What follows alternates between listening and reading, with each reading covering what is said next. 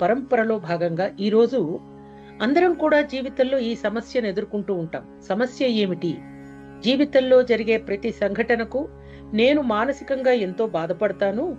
వారు నాకు ఉపకారులైనా అపకారులైనా వారిని గురించి నాకెందుకో విపరీతమైన ఆవేదన. చనిపోయిన వారిని గురించి పోయారని బాధ, ఉన్నవారు సరిగా లేరనే బాధ. ఏమిటి దీనికి పరిష్కారం? ఇది సమస్య అండి.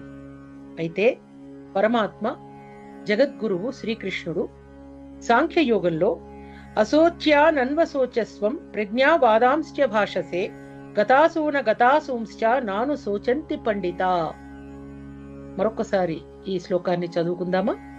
అశోచ్యానన్వశోచస్వం ప్రజ్ఞావాదాంశ్చ భాషసే గతాసూన గతాసూంశ్చ నాను శోచంతి పండిత. నీది కేవలం మానసిక దౌర్బల్యం. ఎవరిని గురించి నిజంగా బాధపడాలో, ఎవరిని